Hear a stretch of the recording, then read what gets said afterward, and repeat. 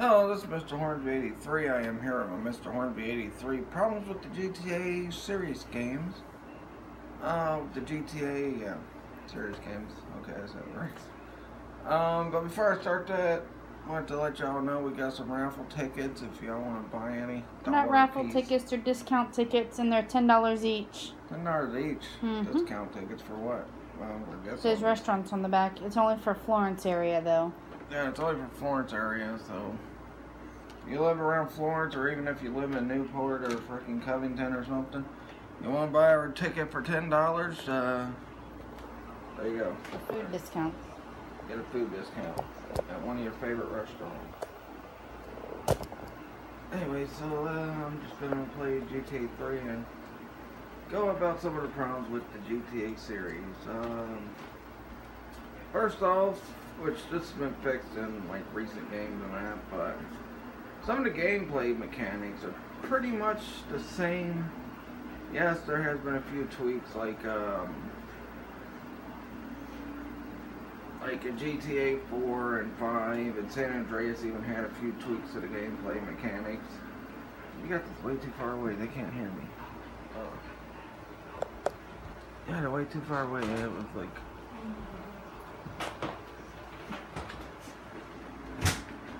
but yeah, some of the gameplay mechanics, which have been tweaked throughout the games, from like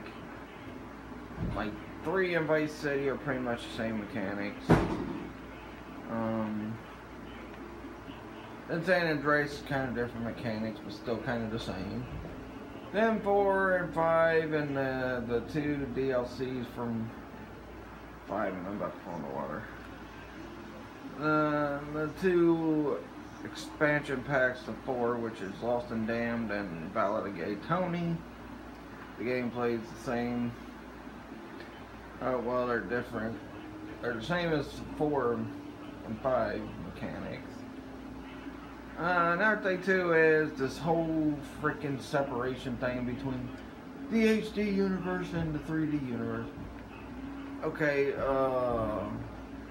that's a bunch of nonsense, the logic Rockstar's putting behind this stuff. That, because of, you know, it's different game styles and blah blah blah, we had to try, we can't have 3D universe and the 2D universe, or HD universe.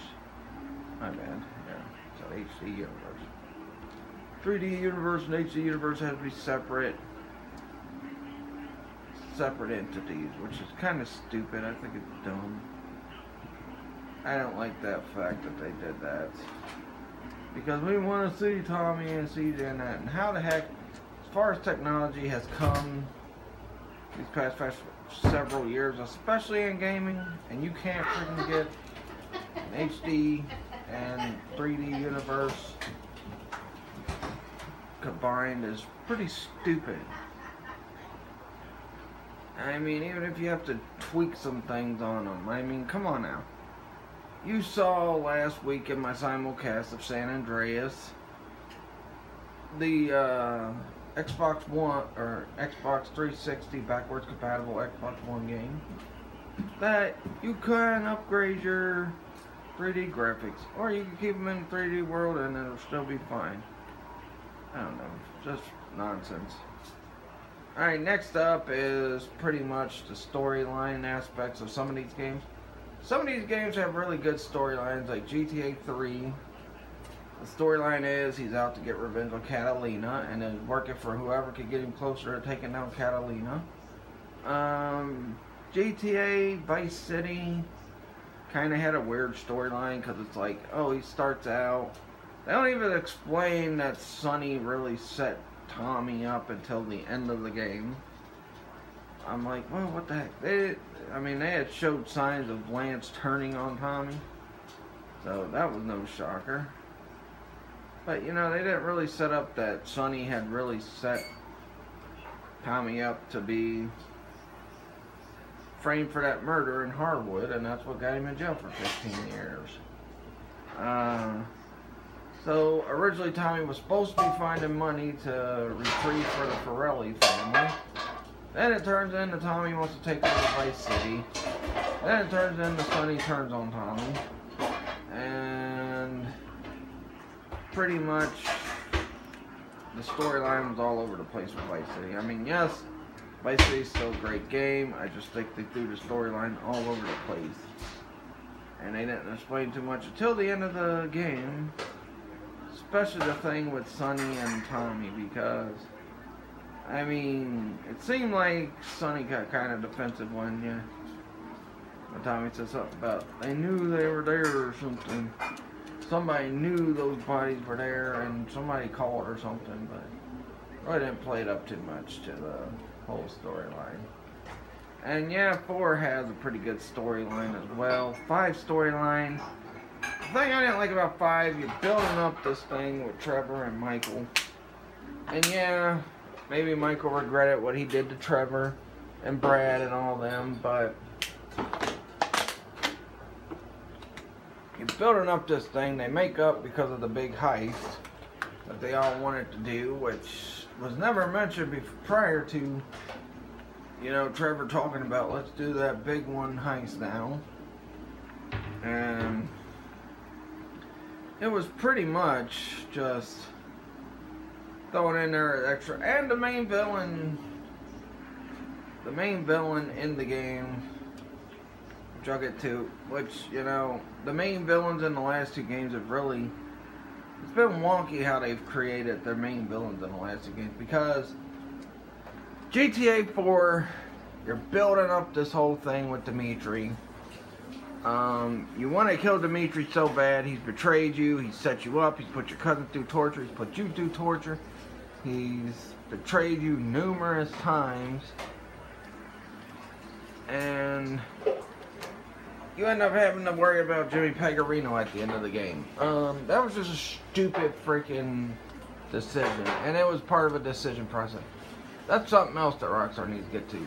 Rescript your ending, because choosing the endings is just, I think, is stupid. Yes, I know a lot of people want to feel like they're in control of their character so much that they can choose the fate of the character, but script the endings more. I mean, you can have other things in the story mode where you can make decisions. Like, whether you wanted to kill this one guy or not, whether you want to let this guy live or die, whatever choice you make, okay, yeah. But just re-script the ending again, because it's just dumb what you did with the last 2. Because Dimitri, like I said, in my top, pretty much it was a top 10 of the antagonists for GTA series games, which I had Jerry Martinez, I had Tenpenny, and I had Dimitri. I think those were the top 3 guys I had, because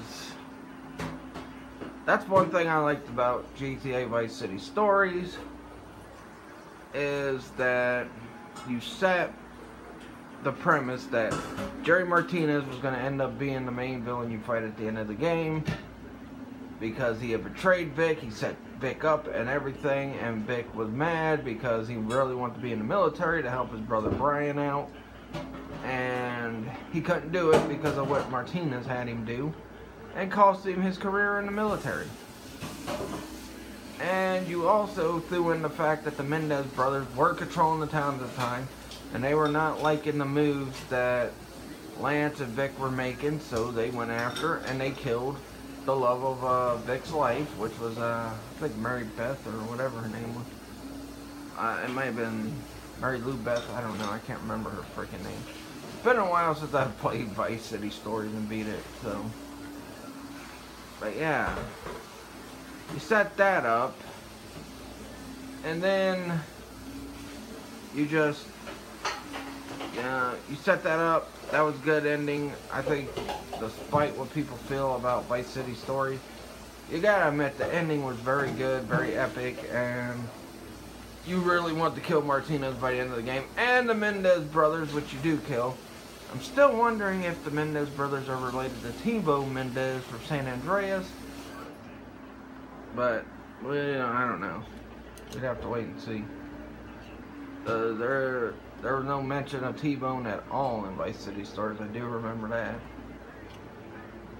I'm sitting here hunting for packages and that on GTA 3. Doing some rampages and that too. Another problem too which I pretty much just talked about it. My problems with the storyline is the problem with the setup for the ending. And GTA 5, clear example, I don't think GTA 5 really had that real satisfying ending like a GTA 4.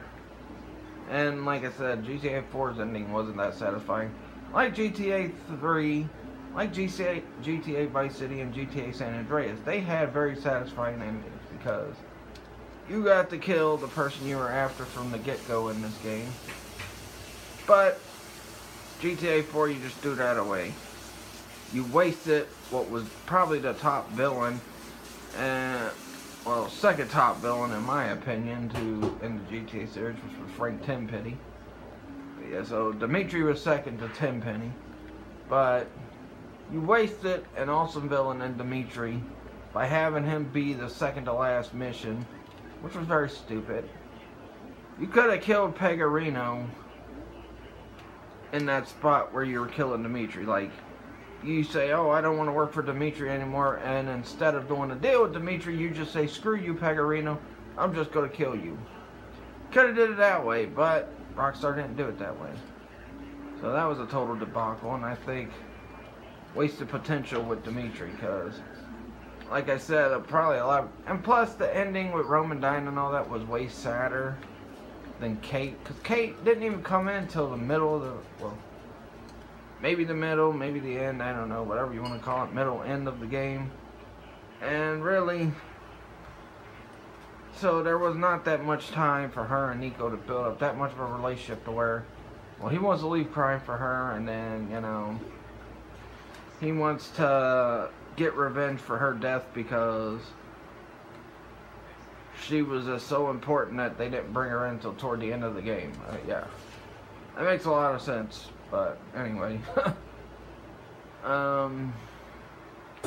what else? What else? The time frame between GTA games too. Yes, I'm getting so sick of waiting so freaking long between GTA games. From San Andreas to 4, we had to wait 4 years. I know. From 4 to 5, we had to wait 5 years. And I'm guessing with 6, we're going to be waiting 6 years, which means it should come out next year, since that would be the 6th year. But I don't know, because Red Dead's coming out this year. They want to make a big buzz about Red Dead. Hopefully we get an announcement about GTA 6 next year, because we're probably not going to get the game next year because of all the nonsense with, oh yeah, we got Red Dead coming out, Red Dead 2, and we got to get that game plugged. But yeah, I don't know. What else is there for me to complain about? I think that's pretty much it. What my problem with the GTA series game. It's just the storyline's been incomplete. Some of the gameplay mechanics could be better. Could play better, especially with certain games in this series. And I didn't mention Vice City Stories earlier, but the mechanics on that were kind of bad. So were GTA 4's mechanics, but yeah, that's pretty much it. I think I'm done with this one. Catch you guys tomorrow for my Facebook Live simulcast of Sonic 1 and 2. Also, next Friday, I'm just going to announce it now, I'm going to go back to Scarface and finish the pretty much last 3 missions of that game. This one might be pretty long though. It might be pretty long next Friday, but then next Tuesday I will have my review of SummerSlam 1990. And then I don't know what topic video I'm doing next Thursday.